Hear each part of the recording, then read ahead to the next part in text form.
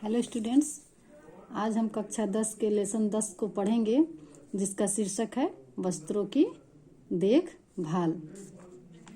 पहले है परिचय। तो सबसे पहले हम वस्त्रों की देखभाल से संबंधित छोटी सी जानकारी प्राप्त कर लेते हैं। देखिए, यदि हम वस्त्र को जब खरीदने जाते हैं तब हम उसको चेक करते हैं वस्त्र को कि वस्त्र कितना दिन चलेगा, उसका मूल्य क्या है, वो किस तरह का कपड़ा है। इस सब को हम लोग देखने के बाद ही कपड़े को खरीदते हैं। और इन सब चीज़ों को देखने के बाद जब हम कपड़े को खरीदते हैं, उसके बाद हम उसकी अगर उचित तरह से देखभाल ना करें तो क्या होता है, कपड़ा जल्दी ही खराब हो जाता है। और वस्त्र जो है वो हमारे शरीर को जो है प्राकृतिक प्रकोप जैसे कि धूप, गर्मी, वर्षा आदि से ही रक्षा नहीं करते, बल्कि हमारे व्यक्तित्व को भी आकर्षक बनाते हैं। तो इसलिए वस्त्रों की देखभाल आवश्यक होती है। ऐसे में कुछ वस्त्र ऐसे होते हैं जिन्हें अधिक देखभाल की आवश्यकता नहीं होती है, जैसे सूती वस्त्र और लिनन का वस्त्र। सूती वस्त्र जो है कपास के पौधे से प्राप्त किया जाता है और लिनन का वस्त्र फ्लेक्स के पौधे से प्राप्त किया जाता है। तो सूती और लिनन का जो वस्त्र है उनकी देखभाल करने की ज़्यादा आवश्यकता नहीं होती है।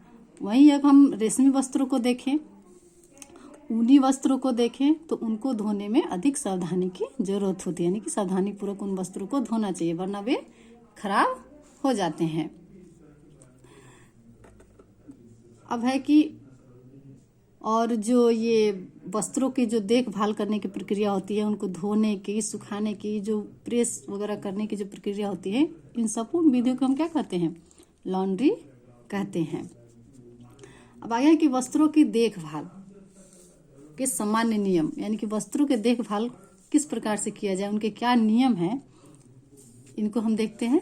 पहला हो गया कि वस्त्रों को झाड़ना और हवा लगाना। कुछ वस्त्र ऐसे होते हैं जिन्हें हम पानी में नहीं धो सकते, या तो उनको ड्राई क्लीनिंग करवाता होता है या फिर हम उसको झाड़ करके और हवा दिखा करके उस वस्त्र को रखते हैं।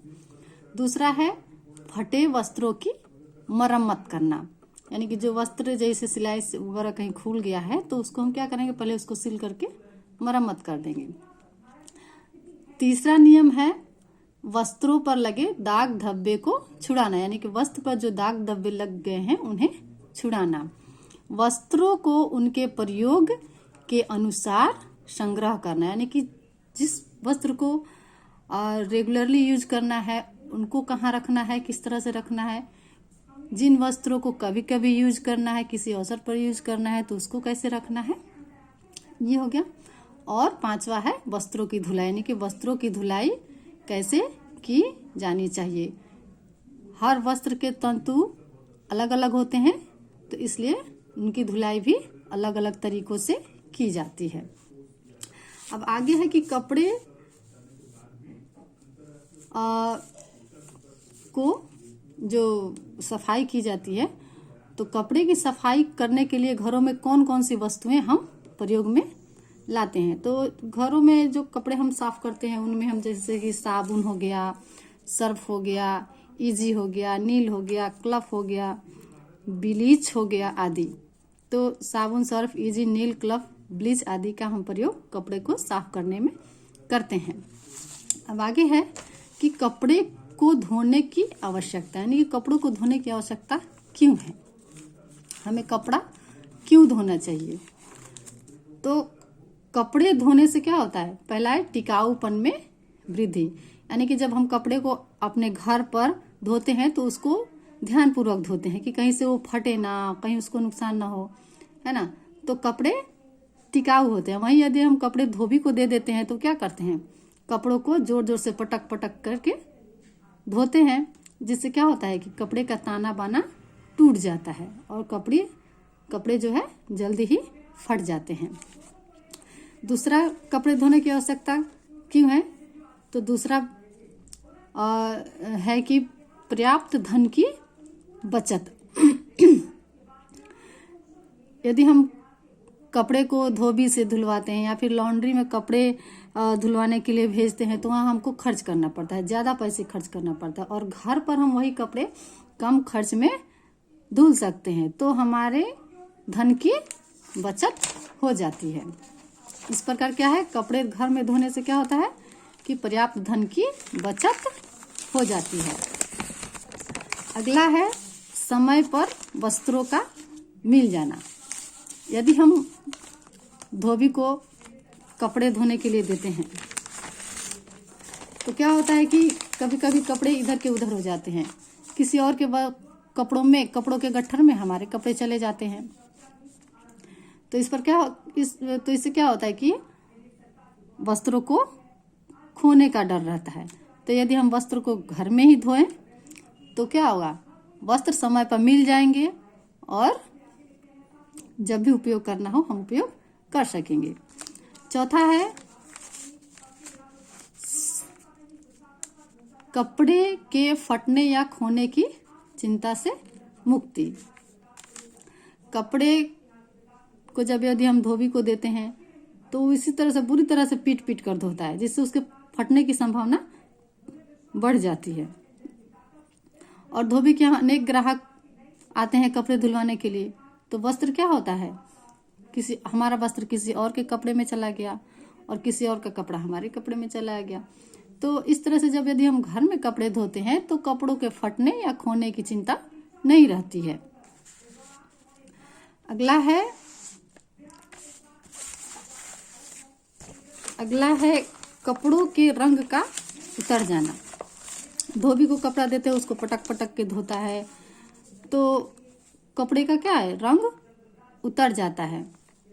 और जब वही हम उसे घर में धोते हैं तो कपड़े का रंग उतरने का डर नहीं रहता, क्योंकि हम उसे सावधानी पूर्वक धोते हैं। उसको रंग उतरने वाले कपड़े को अलग करके उसको तुरंत ही धुल करके हटा देते हैं। अगला है कपड़ों में रोग के कीटाणुओं के लग जाने की संभावना। धोबी के यहाँ हर तरह के लोग कपड़े धुलवाने के लिए ले जाते हैं।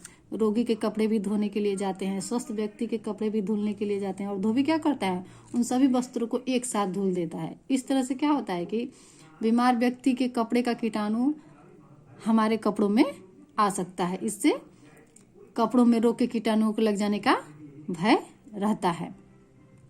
अब दैनिक वस्त्रों का उपयोग, जो वस्त्र हम रोज उपयोग करते हैं, आज धोते हैं कल पहनते हैं, तो इस तरह के कपड़ों को यदि हम धोबी को देते हैं या फिर लॉन्ड्री में धोते हैं तो फिर संभव नहीं है कि वो हमें रोज मिल जाए पहनने के लिए। आज हम देंगे कल मिल जाएगा हमें पहनने के, जैसे कि कच्छा, बनियान, पेटीकोट, ब्लाउज, ये सब ऐसे वस्त्र जिनको प्रतिदिन धोना आवश्यक है और प्रतिदिन उसको पहनना। तो इस तरह से इन्हें घर पर ही धो करके समय पर पहना जा सकता है। पुराने वस्त्रों की सुरक्षा, पुराने वस्त्र जो हो गए हैं उनको यदि हम धोबी को दे देते हैं, वो उसको क्या करेगा, पटक पटक के धुलेगा और वस्त्र खराब हो जाएगा। तो जो वस्त्र है हम घर पर ही धुलेंगे तो वस्त्र सुरक्षित रहेगा।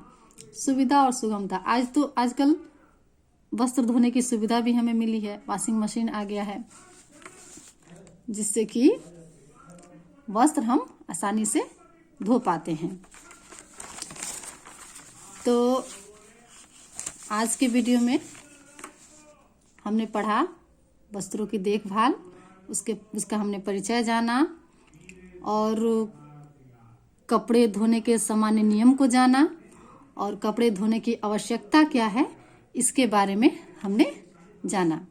और एक बात कहना चाहेंगे कि जब भी आप लोग किसी भी विषय का वीडियो देखें तो उसके पहले किताब को जरूर पढ़ लें। एक बार दो बार किताब को पढ़ने के बाद जब आप वीडियो देखेंगे तो आपको अच्छी तरह से समझ में आएगा। तो आज के वीडियो में बस इतना ही। आगे का टॉपिक हम अगले वीडियो में देखेंगे।